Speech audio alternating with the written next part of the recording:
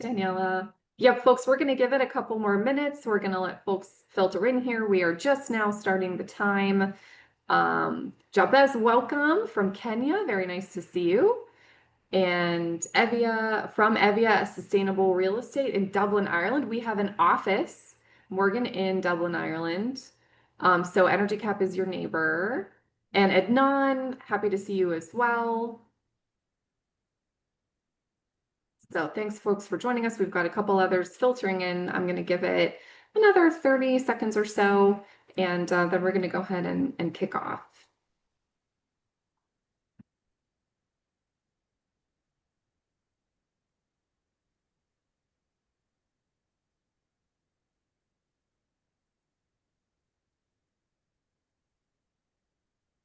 And hi, we've got some new folks coming in. Feel free to go ahead and use the chat if you want and tell us a little bit about yourself and where you're honing in from, where you're calling in from.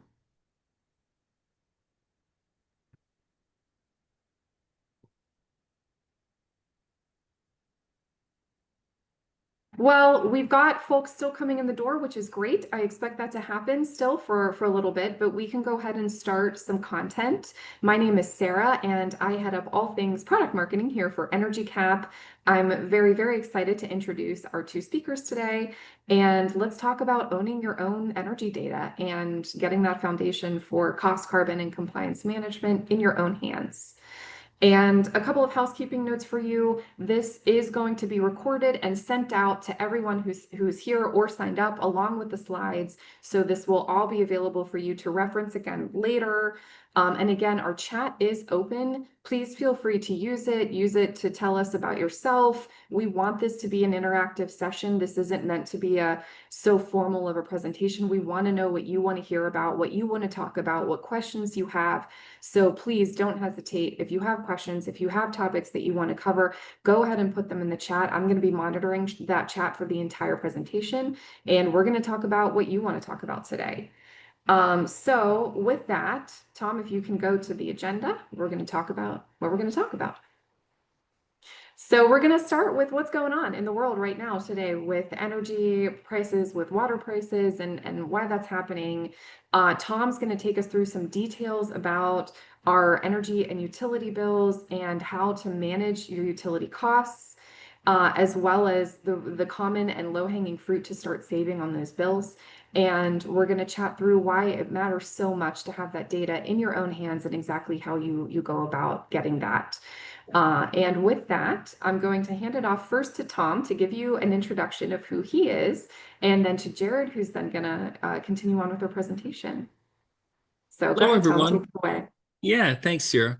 My name is Tom Diliberti, and I have been in the energy industry for 20 years. And my role has always been to support people through the process of teaching energy conservation, understanding and interpreting bills, and seeking out savings opportunities in the facilities.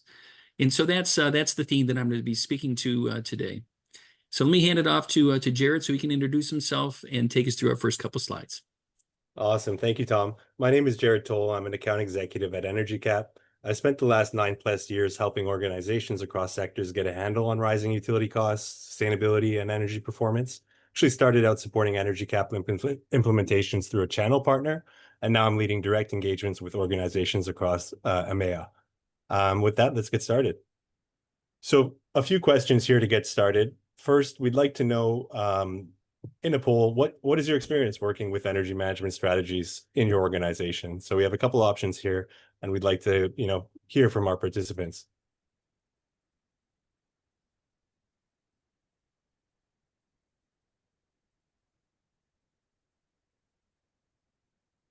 Appreciate it. We have a few more, and then we'll close this poll and move to the next. Looks like we've got a good mix. Okay, great. I'm going to, should we share these results now, or is something? Yeah. Oh, it says stop sharing, so I guess they're being shared. Yep, let's go ahead and share them. Oh. Anything happening here? Not on my end. Me neither. Telling me I'm sharing them, but I'm not seeing anything. So if someone else wants to click that. You are sharing them. So we've got a pretty even split among folks who are just starting out, 43%, 3 to 5 years at 29%, and 6 to 9 years at 29%. So we don't have anyone over a decade, and we're pretty evenly split among those first couple of years. So Very That's good. awesome. Okay, great. Let's jump to the next poll. Okay. So what role do you play within your organization? We're curious to hear your title. What is your main focus? And it helps us understand better, who we can help and how we can help you.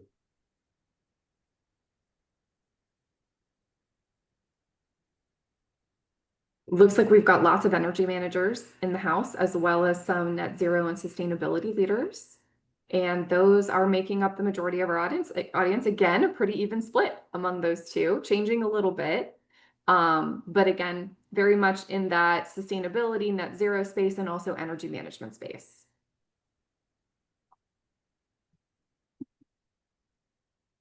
Awesome. Okay, great. And with that, we'll jump right into it. So let's start by addressing the reality we're all facing. So utility costs are rising, but even more importantly to that, so is the cost of not knowing where that spend is going. So utility pricing is no longer predictable, whether you're in the UK, South Africa, the Gulf, you're facing rising costs fueled by aging infrastructure, geopolitical uncertainty, and inflation-linked contracts. But there's a hidden cost that's even more dangerous, the cost of not knowing where your spend is going. That's why we say, if you can track it, you can control it. And when you don't have granular visibility by meter, site, trend line, you're budgeting blind. In a volatile market, visibility becomes your competitive edge. It's not just about data, it's about data plus proactive review, and that's where resilience really begins. So the first case study that we're going to take a look at is in the UK. So in the UK, water has become much more than just a utility expense. It's becoming a strategic concern. This April alone, bills spiked by 26%, with some regions seeing 40 to 47% increases. So rates are dramatically different by geography and supplier. So once if you have a multi-site portfolio, it could range significantly when it comes to looking at your different rates. When you add in inflation-linked contracts, you're left with a budgeting nightmare across these portfolios. So unfortunately, most organizations are remaining reactive, relying on delayed invoices, outdated spreadsheets, and manual processes. But water has now become a frontline issue tied to ESG, carbon disclosure, and operational credibility across the UK specifically, but this is something that we're also seeing trending across the world. Looking ahead in the UK, costs are projected to rise another 36% by 2030. So future-ready organizations really need that visibility and robust data to navigate this shift. We'll take a look now in South Africa. So South Africa, the story is even more severe. Electricity prices have skyrocketed over 190% in the past 10 years alone. Since 2008, electricity tariffs have jumped by over 600%, and CPI has risen over 139%. Water is even worse. Water tariffs have gone up over 2,000% since 1996, and this is not just inflation. It's a result of systemic issues, aging infrastructures, poor municipal management, as well as the frequent load shedding. So what this means for businesses is significant. Utilities are now one of the most volatile and burdensome line items in South Africa. They threaten profitability and long-term sustainability. You can't reduce what you can't see. So you need that centralized data, validated. Having validated utility data is really a requirement now, not a luxury for any business operating in the region. The time to shift from this reactive management style to strategic control is now. So I want to talk a little bit about, the status quo. So we just took a very short peek into the UK, electricity costs, or water costs, as well as in South Africa, we're looking at both electricity and water.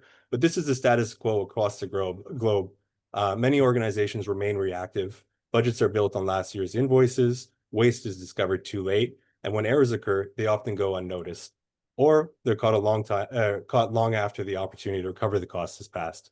So the good news is that there is a better way. Proactive utility management can start with control. That means validating every invoice, flagging errors in real time, and holding suppliers accountable before the damage is done. With centralized, accurate data, you can benchmark performance across sites and uncover inefficiencies with clarity and confidence.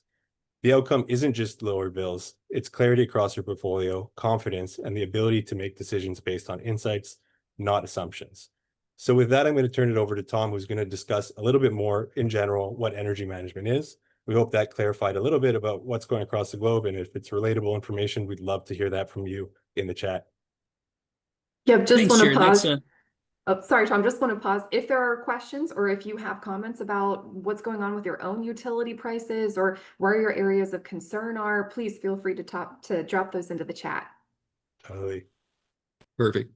Jared, thanks for setting the stage. So what Jared's done for us, he's made the point that prices are going up and it's going to make an awful lot of sense to manage what you can.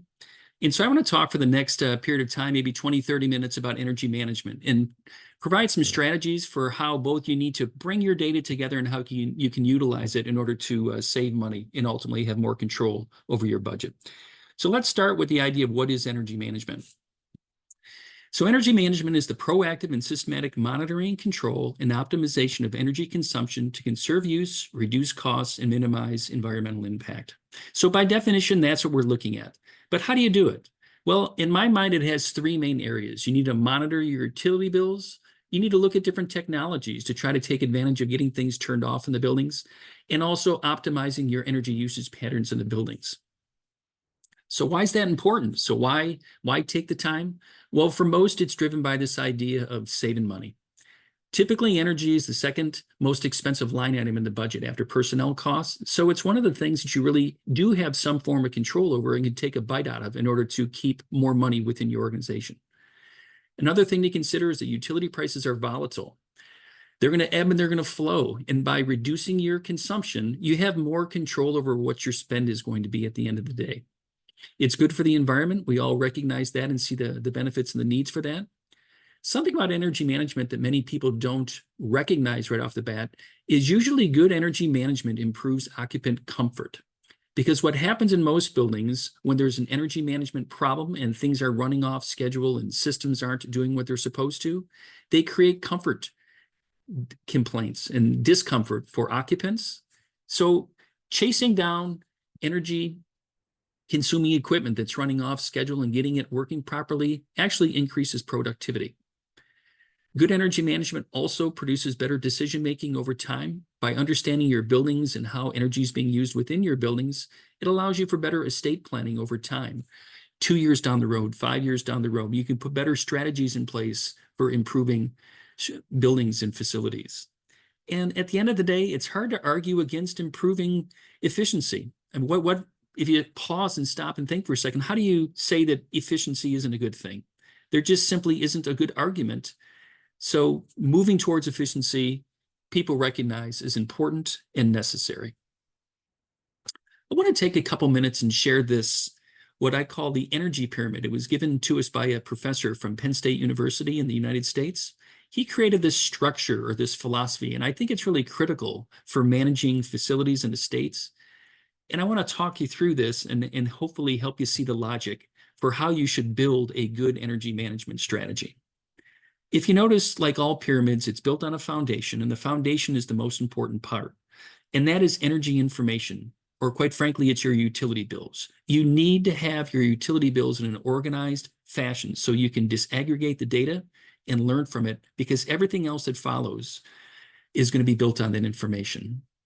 As we move up the pyramid, the next layer is invoice validation. It's this idea, after you get all your invoices, after you get all of this data, now you got to go through them. You got to tie it to each of those meters in your facilities. What do they serve? Are they functioning properly? Are the reads occurring correctly? You have to make sure that you're paying the bills that you're supposed to be paying, rather than paying bills that you're not responsible for and you just don't realize it. So after those first couple steps, understanding what you have and starting to sort through it all, the next layer is energy conservation.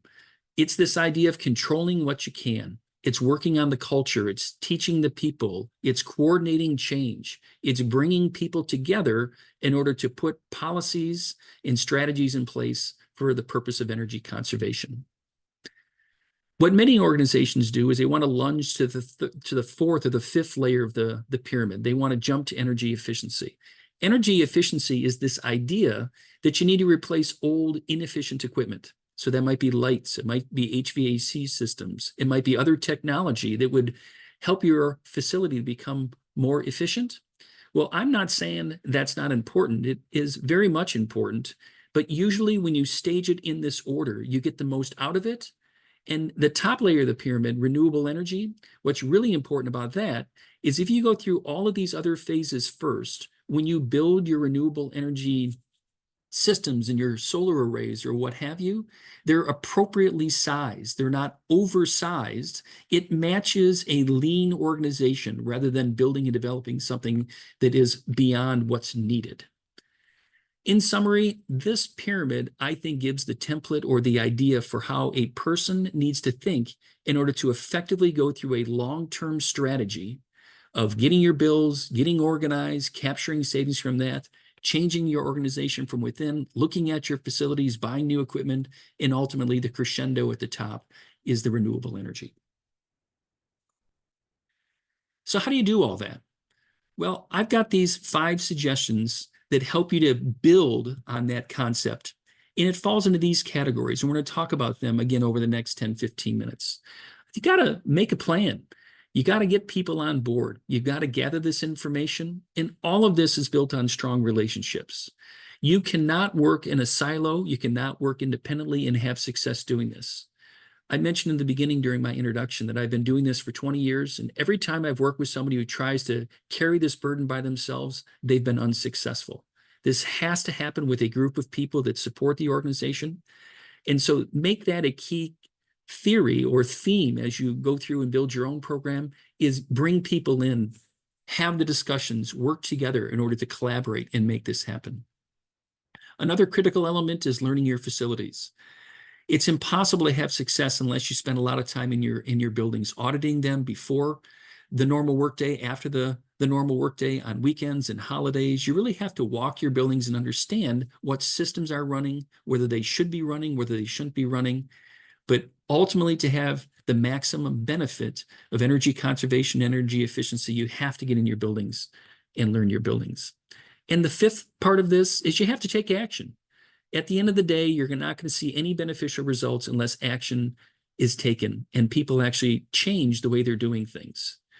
And so to summarize, all of these elements are concepts, but I think you have to build your plan around these concepts of bringing people together, learning your facilities, taking action, and recognize this is a long process. Most organizations can't move from being inefficient to efficient in a short period of time. People take time to change. It's human nature to resist change. And so it's a slow, steady push, which helps organizations get to a more efficient place. So let's start with that foundation of the pyramid. Let's talk about utility invoices, about how many and which ones. What I would say is, if you're new to this, and I think we saw in that first poll that there's a handful of people that are new to this, my recommendation is collect all the utility invoices you can get your hands on. Start with electricity and natural gas if you have that, water, and anything else that you want to collect, but you have to get a historical record and understand how your facility's been operating over a period of time. I would recommend going back at least 3 years, getting data going back at least 3 years. But if you can get data that's longer than that, 4 or 5 years old, it doesn't hurt to have that data. Just know that the pandemic occurring, what's been now almost 5 years, 4 years ago now, that data might be tainted a little bit or might have some caveats associated with it, but get as much data as you can. For many people, it starts with going to their accounting department or their finance department, working with the people there. Once again, if you're new to this, you just got to figure it out. There's no script that I can offer you or that you can follow in order to do this. So start with that accounting department, that finance department. Take a look at your invoices. Many organizations anymore give you online access to your invoices. So take advantage of that. Log into the websites, capture those invoices, and many times they will provide multiple years of data upon request. So if you reach out to them and say, hey, can I get 3 years of historical data? Usually they can provide that in the form of a spreadsheet, which is great information to have. I think it's also really important to quantify the number of vendors, accounts, and meters that you have. Why that's important is it will help you to strategize or to plan in the future for where your biggest opportunities are.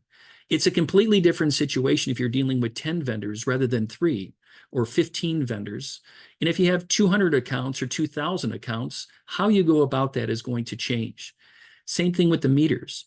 So understand those numbers and recognize how overwhelming it can be if you're working with a big organization. But simply by quantifying them, it helps you to create a plan or a roadmap for how you might proceed forward. I'd encourage you to prioritize electric bills over gas and water, because typically electricity ends up being 60% or more of a spend for an organization. Gas, roughly 30%, and water, maybe 10%. And certainly that can vary depending upon where you're at in the world. But normally electricity is the biggest. And so I would encourage you to start there, put your effort into getting that. And if your organization doesn't have a lot of smart meters, I would also start this process early on. Pursue smart meters, get them installed, find out the cost, if that's your organization's responsibility to pay for those things, or whether it's working with a utility company to have them come out and replace older meters with smart meters. But they're certainly going to give you more visibility into your usage. And it might take time. It might take months or years to get that done. So as you begin this odyssey, this process, start there. So over the course of time, you'll get the meters you need in order to get the data that is so helpful. I want to take a few minutes and talk about your electrical bill. Make sure you have a clear understanding of the key components on your electric bill. There are two things. There's what's called kW, or load, how much load or energy your building is using in any one moment. And then there's a second thing that's kWh. That is a unit of energy based on time, over the course of time. And those ideas I think are more easily understood by looking at a graph. And so I'm going to flip to the next slide and show you a picture. This picture right here is a 24-hour period. It's a graph showing the load, or the kW. If you look at the vertical axis over here on the left, it's showing the load occurring on a building over the course of a 24-hour period of time. This graph, this plot, there is a data point put in every 15 minutes, and then simply the dots are connected to create the curve or the shape of the graph. So this is showing you your load over the course of a 24-hour period of time. And something you'll see with the electric bill that I'm going to share here shortly is this idea of a peak period of time. So the very tip, for most people in most parts of the world, you have to pay for your peak, the time in the month when you hit your highest load on a facility. So that peak is kW. And so you might ask the question, hey, Tom, what's kWh then? kWh would be the area underneath that curve. So it's how much energy are you using over the course of a period of time, whether it's 15 minutes, an hour, 24 hours, or 30 days. So kW is what's plotted on the graph, and kWh would be the area under here. And so it's the energy that you're using over the course of time. Here's another load profile, but this is now for a week rather than being for a single day.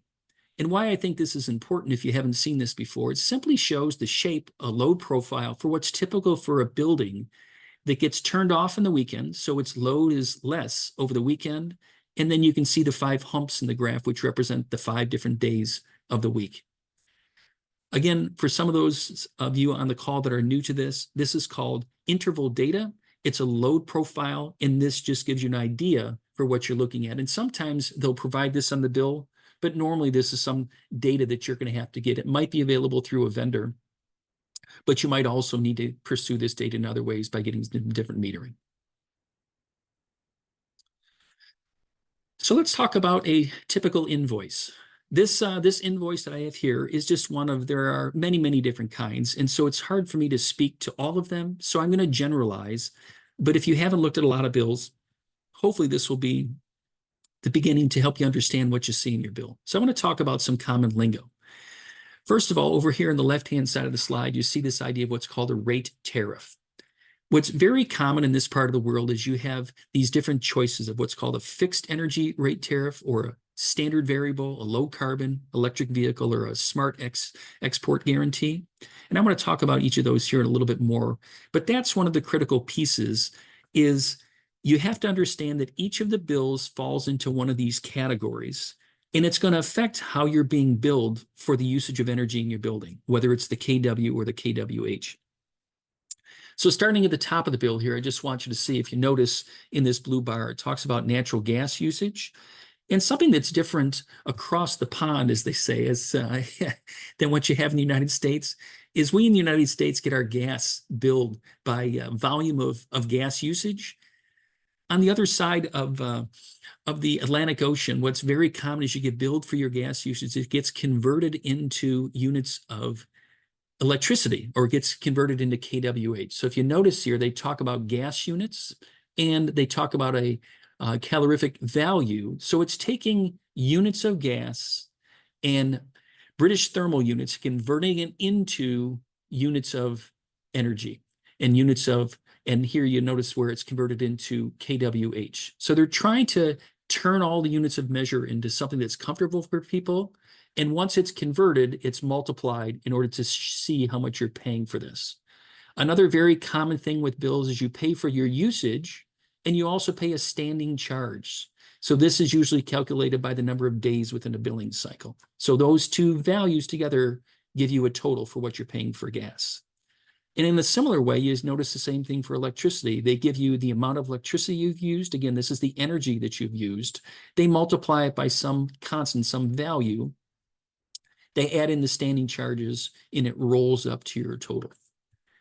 So that is a very common practice. And one of the things you'll see here in a second is it's more complex than that. And I'm going to show you a chart of calculations that are happening behind the scenes, but it's usually simplified. Most bills have a summary page where it's simplified in this way. And so that's the beginning of an understanding for what you have. Many bills too also have something off to the side where it shows your previous usage and your current usage, so you can see how you're doing relative to how you did the previous year or the previous period. So let's circle back a little bit with these ideas over here, fixed energy and standard variable. So the idea with these is, as an estate's owner, as a building owner, what you have is you have the ability to sign on for rates or a tariff with an amount. And I'm just going to go over here where it shows you an amount that is fixed for a period of time. So if you have a fixed energy contract, it means you're going to be paying the same amount for that unit over the course of 12 months or 24 months or 36 months. It's going to be a contract linked where it's a fixed amount, which is great because you know what you're paying. The variable rates change based on the market. So you might pay significantly less one month and significantly more the following month because the rate is going to change. So you're going to be riding a roller coaster, which may work to your benefit, but it might also work to your detriment. So you need to understand that these are two different choices, and you need to make sure you're picking the one that's most comfortable for you and your organization. There are tariffs that allow you to look at low carbon use. So the energy is coming from more renewable sources, which means you're going to be paying a little bit more for it, but you're doing more for the environment. And they also have these tariffs which reward you if you're using electric vehicles. There's these smart export guarantees, these tariffs, which is incentivizing people to do more for the environment. And so they try to give you the opportunity to pay less for usage on those meters if you have an electric vehicle, as a for instance. There's other programs, one I flagged here, it's called Join Peak Save. It's a program where you can shed your load. I want to just go back a couple slides. The idea is this peak that's occurring over the course of a month. If you can drive that peak down through processes in your building, they're going to reward you for managing that peak. And so that's this program of Join Peak Save. That's the idea. And the other thing I wanted to make sure you understood is not all invoices show actual readings. It's very possible and likely in many cases, you're going to have estimated invoices. Know that, and I'd even flag this up here at the top of this bill. You see how it says an estimated read? It says estimated and actual. So recognize there might be a true up or a bill that comes later to make it more accurate, but it makes this accounting of it challenging. And so you need to have a plan for that. This is the table that I mentioned referred to a minute ago. This idea of how complex these rates are behind the scenes. This just happens to be for one vendor, but you'll see that all vendors have this level of complexity.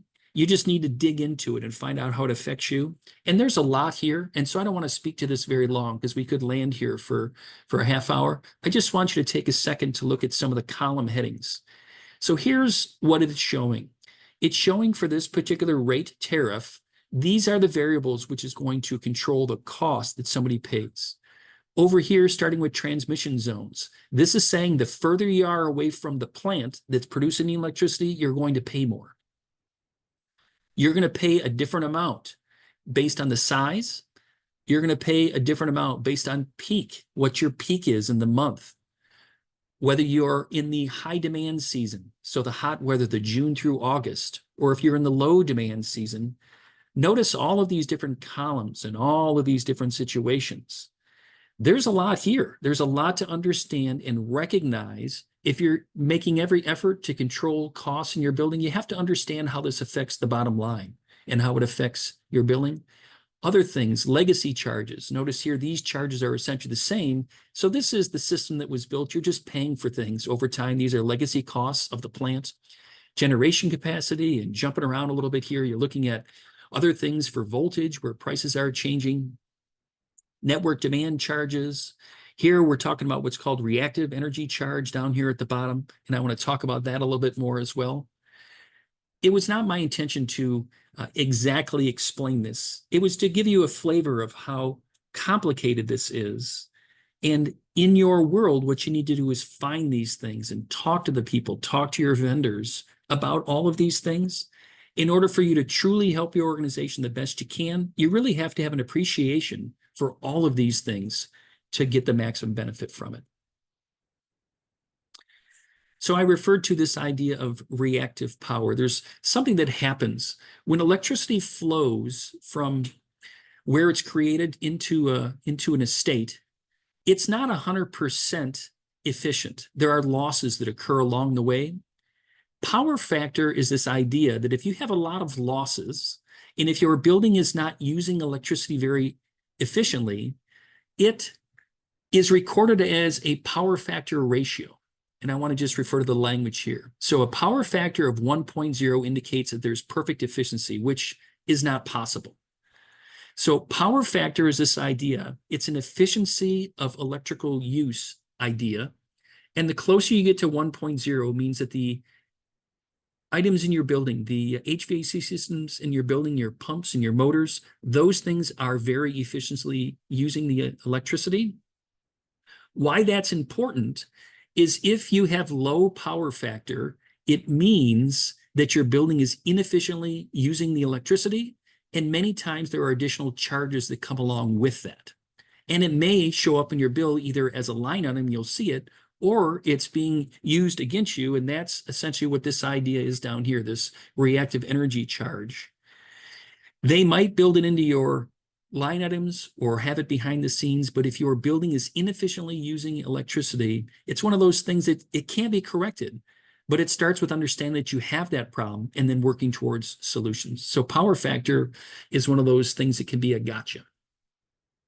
Load factor is this idea. Many times this isn't on the bill necessarily. It could be, but you can calculate this, but it's a way of looking at how your energy is being used in your building relative to your peak. So if you are using energy very near your peak, for the entire month, your load factor will be near 100%. If you have a peak and then the rest of the month you're much below your peak, your load factor will be a much smaller percentage, say 20, 30, 40%. What's typical for buildings that are efficient, they have load factors in the 30 to 40%, but that could change depending upon the industry and how the building is used. But both of these things need to be understood in order for you to be knowledgeable about your bill and about your buildings. And so I wanted to bring them up today. And again, all of this so far has been electrical discussion. And I want to finish our electrical discussion with just a glimpse of an electric meter, because there's another thing that happens that is usually a source of savings for many people. It's this idea that the electric meter has a multiplier on it. So somewhere stamped on this meter with all these digits, many times it's a sticker. That sticker is multiplying the electrical usage that's happening in the building by a value, and that same value is going to show up on your bill, or at least it's supposed to. And people frequently ask me the question, Tom, why did they do that? Why do they have a multiplier? And I would say, think about it this way, is we don't measure all distance the same way. We might choose to use centimeters or meters, or if you're in the United States, you might use miles. You would use some unit of measurement that corresponds to a reasonable value based on what you're measuring. It's like you'd never measure the distance from the Earth to the sun in millimeters. It just doesn't make any sense to do that. You would use an appropriate unit of measure. That's what's happening with your electric meter, is there's a multiplier that's being utilized in order to roll up the electrical usage that's happening in the building to a reasonable number. Now, all of that explanation is to make this point. That multiplier at times does not match the multiplier that's on your bill. So you might have a multiplier stamped on the meter that's 100, and your bill might show a multiplier of 200. And that disconnect, that problem, usually means there's an opportunity for savings. And so that's what I'm trying to flag, is I want you to get out, look at your meters, look at those multipliers, compare them to the bill, because there's usually opportunities to save. So let's switch over to talk about water a little bit. So talking about water and sewer, one of the key concepts is you don't have any sewer meters. There normally are water meters that are measuring the amount of water that's flowing into a building, but there's no sewer meters measuring the sewer water going out of a building. Usually it's a multiplier, and I'll show you that on the bill here in a second. Understand too, many utility companies give you a chance to pay for just water if the water is being used for irrigation, if it's not going into the sewer. And know that there's an opportunity to save there, because if you are using a meter, a water meter, just for water usage and it's never going into the sewer, sewer costs can represent 50% of your bill. You can save 50% of the bill just making sure you're being billed properly if that water is never arriving in the sewer. So here's a typical water bill, and I want to flag a couple things for you on this bill. This is a really great bill to use as an example. Up here in the green boxes, this is showing you water usage for a period of time. And what it explains here, if you have a chance to slowly read this bill, is the rate changed halfway through the billing cycle. So what's in green here is showing how much water was used. And it gives it for a period of time. And then down here, it's showing a different water usage further down the bill for a different period of time. And it tells you that we changed our rates on April 1st. So they've broken this out in two different sections for what you were paying to what you are paying for your water and your sewer. And similar to your electric bill, you're going to see a usage charge and a daily charge and multipliers. And notice too how the charges are changing from what's up here at the top of the bill to what's at the bottom of the bill. All right, so they're giving you great information here. They're giving you usage amounts, they're giving you daily amounts. You can see where all the math is coming from. And so you can roll it up to a total.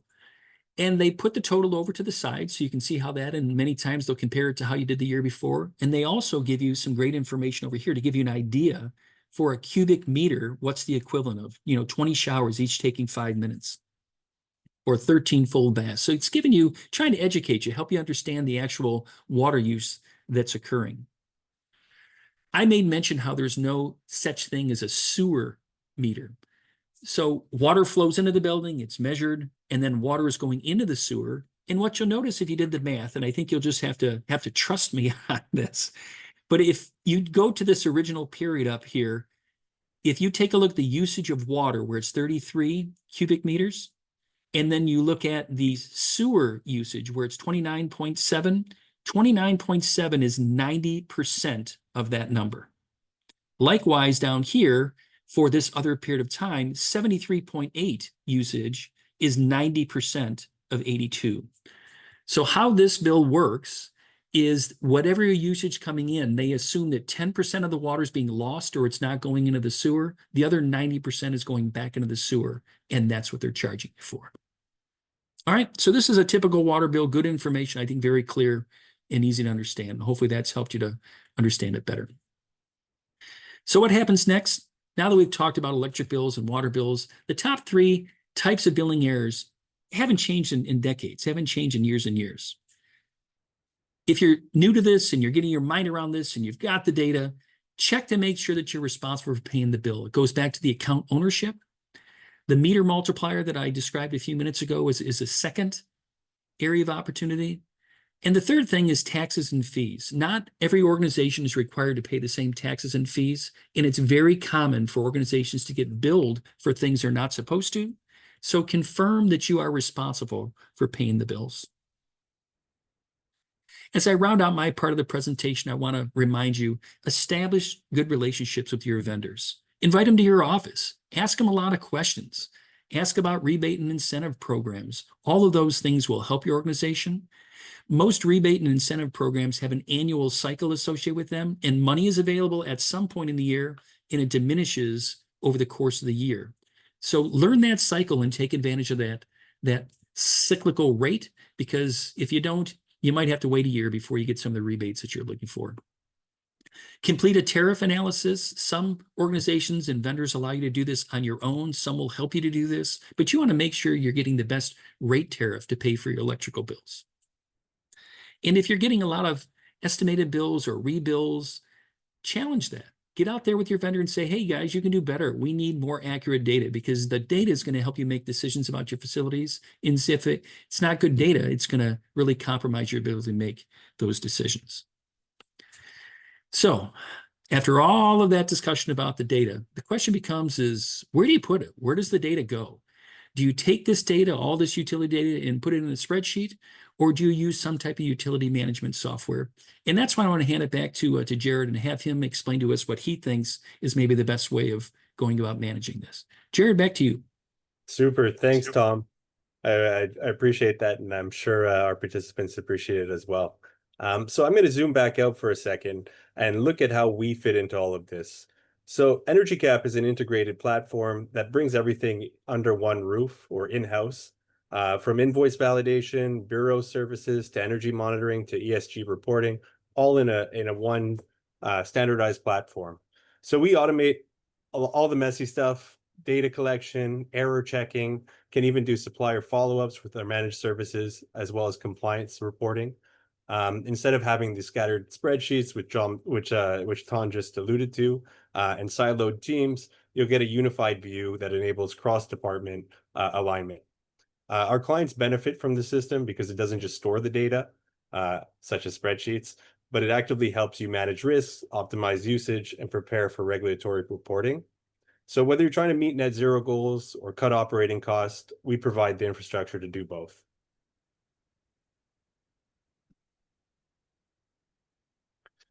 So again, back to what I kind of in my introduction, sustainability is no longer optional, and compliance has become increasingly demanding, especially across the EMEA region. So increasingly, we're finding companies and organizations facing frameworks such as ESOS to CSRD, depending where you are. And the reporting landscape is just getting more and more complex.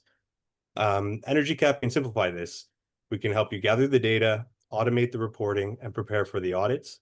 And more importantly, we connect that utility data to sustainability goals in a way that delivers ROI. So your investors, your stakeholders, and regulators will get that clear progress that they're expecting, and we'll give you the tools to show it. With defensible data, transparent workflows, it'll turn your data into a strategic asset instead of a liability.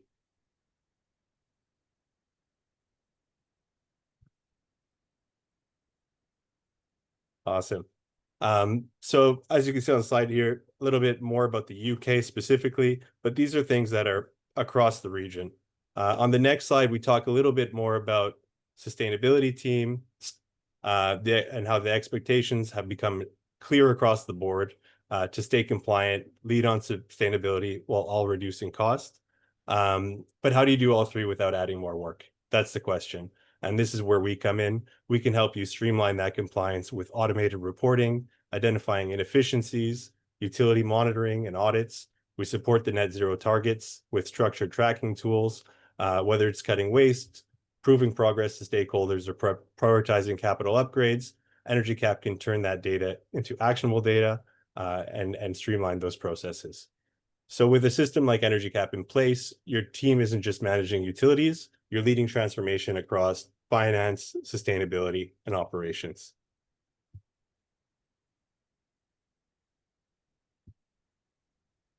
So at the end of the day, sustainability initiatives only succeed when they deliver both environmental and financial outcomes. So Energy Cap will help you tie the ESG goals to tangible ROI. We support better capital planning, aid in extending asset lifespan, and help you identify inefficiencies across buildings, equipments, and behaviors. There's all sorts of items that you can track with Energy Cap. We can do all commodities that were spoken about today, as well as all different types of things, as long as there's tracking units of measurements, as well as costs associated with it. So whether it's internal KPIs, benchmarking across your estate, monitoring systems in real time, we'll support not only compliance, but also long-term resilience. Energy performance isn't just about checking a box. It's about future-proofing your operations and staying competitive in an increasingly regulated and cost-sensitive environment. So we thank you for coming to our webinar today. We hope you learned, and we're curious now to hear your questions, hear more about our participants. And I think we do also have one more slide here that just, if you would like to book a meeting with one of us, you could use that QR code. Actually, it's me. So if you'd like to chat with me, feel free to use that QR code. I'd be happy to chat with you. And I can even bring Tom in if you have some questions for him. And yeah, we'll turn it over back to Sarah for Q&A. Yeah, thanks all. So if you have any questions or there's additional topics that you'd like to cover or chat through, we did save some time to do that. Tom and Jared, I know I have some questions, but I want to leave time for audience questions before I jump in with you. And there is also a quiz up now to chat through kind of where you are in the process if you're interested in learning more, or where you are in that journey. If you want to go ahead and fill that out. And again, don't be shy in the chat if you have some questions. So while that happens, and again, put them in anytime, I have a few questions of my own. So Tom, I want to start with you and chat through. I love the pyramid. It's one of my favorite things. And Jared, I think it translates really well into the ways that Energy Cap can help you along the way. But Tom, if you could pick a few things and say, this is what differentiates a good energy management strategy from a great one. Like when you look and okay, I have every confidence that this is going to succeed. What are those things that stick out to you? Great question, Sarah. I can't emphasize enough the importance of the relationships when moving through an energy management initiative.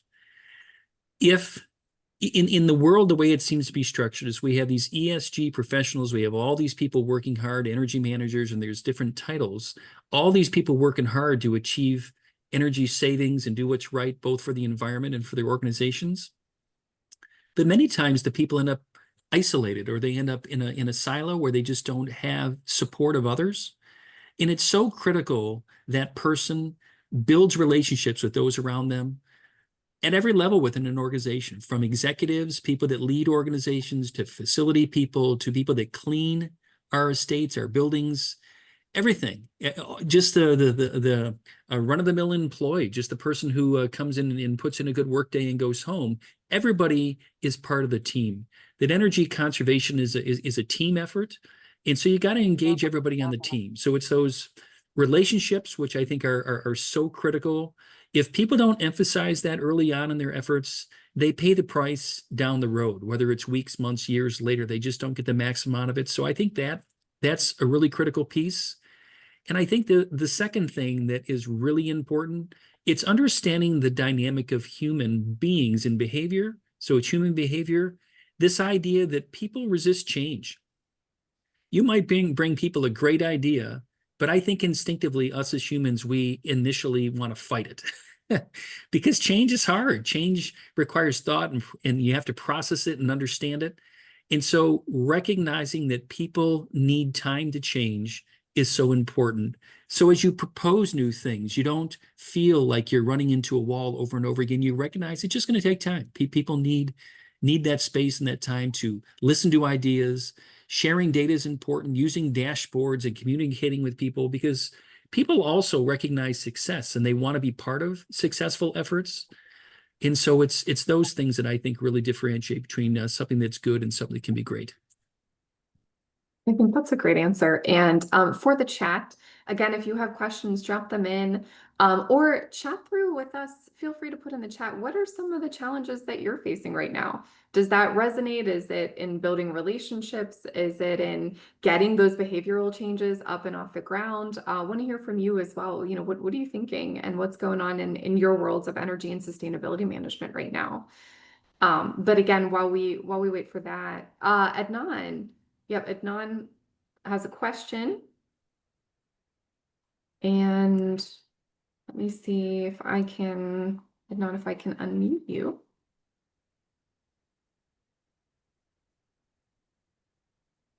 I went ahead and gave you permission to talk, Adnan, if you want to go ahead and unmute. Perfect.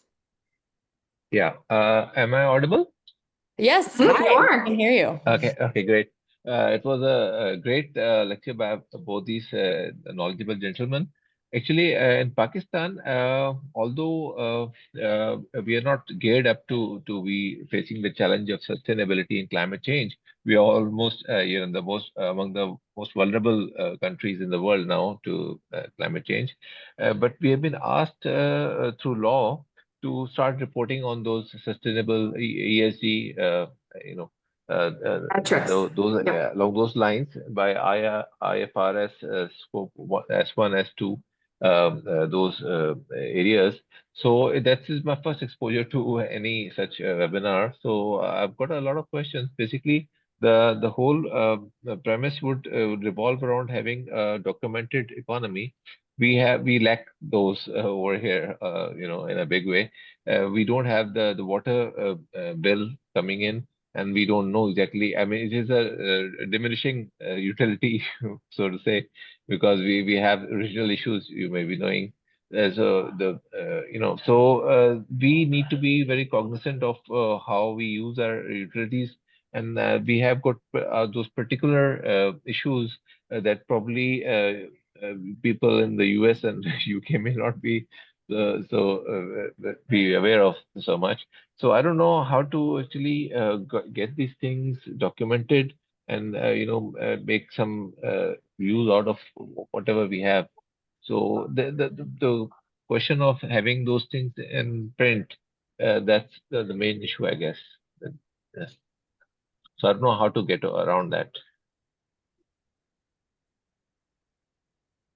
So I don't know how the you big can question, address that. if access to data is the issue, is getting Yeah, the ability basically of- we are sorry to just to let you know what my company is doing.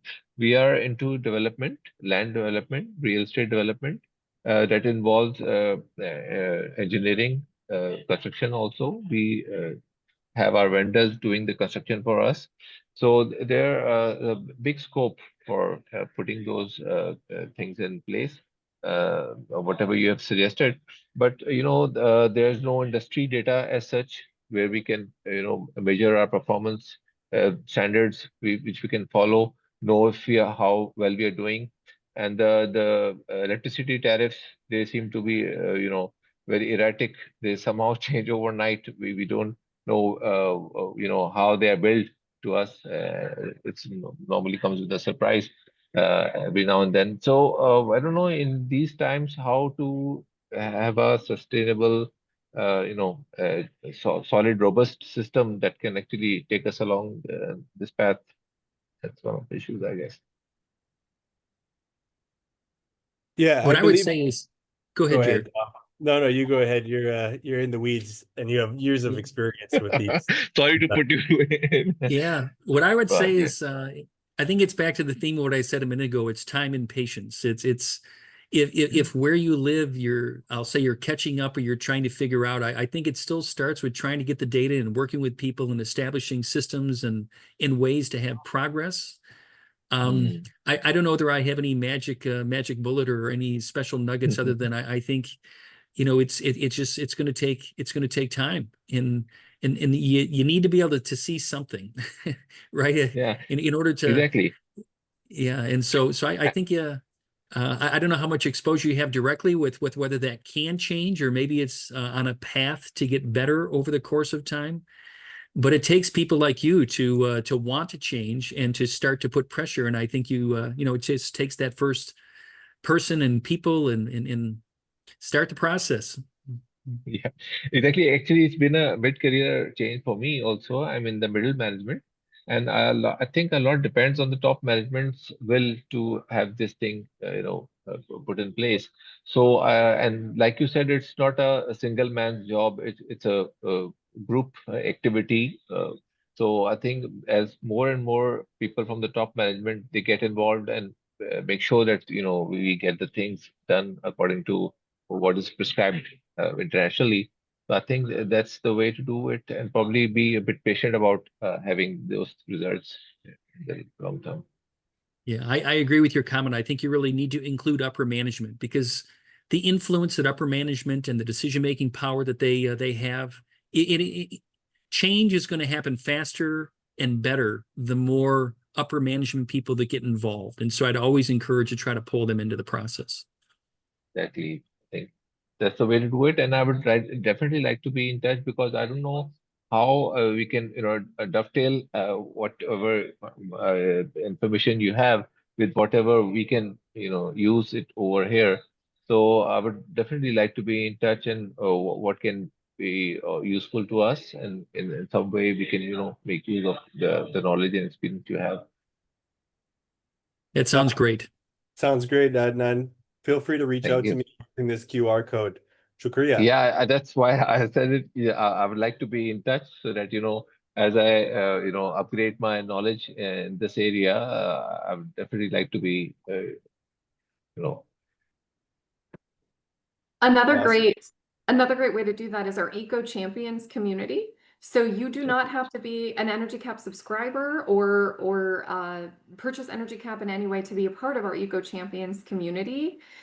There are lots of great resources there. You can chat with folks who are in similar positions, facing that's other great. kinds of challenges, and learn from our community. There's free resources, free training. We've got lots of free webinars that we put on there as well. And we actively take suggestions for content. So if you want to have a specific discussion about this exact issue, that's something that we're happy to do, and EcoChamps is the place to do that. Daniela dropped that link into the chat. So that's another great place to interact with us more instead of waiting for the next webinar also. Or again, please feel free to book time with Jared directly and chat about any of these things. That'll be great. That'll be great. Thank you. Thanks for that. Well, we're just about at time, and I don't see any additional questions. We did have a question about the pricing of Energy Cap and how that works. Energy Cap is a SaaS subscription, so it is on a subscription basis. Again, please feel free to book time with Jared if you want to chat through your specific needs, and he can get you exact pricing for your number of meters and all of the things that you specifically want to do with the software. And yeah, are there any closing thoughts, Tom or Jared? And then we're about ready to close out here. I think we've made it to time. Yeah, no thoughts other than just to thank everybody for their attendance and appreciate the ideas and discussion, and look forward to continuing to build a relationship and trying to help any way we can. I agree with those sentiments. Thank you all. We appreciate your time, and thank you to the Energy Cap teams, to my colleagues, for putting this together. Yeah. Yep, Thanks, happy to do Tom, so. Jared, Sarah. Thanks.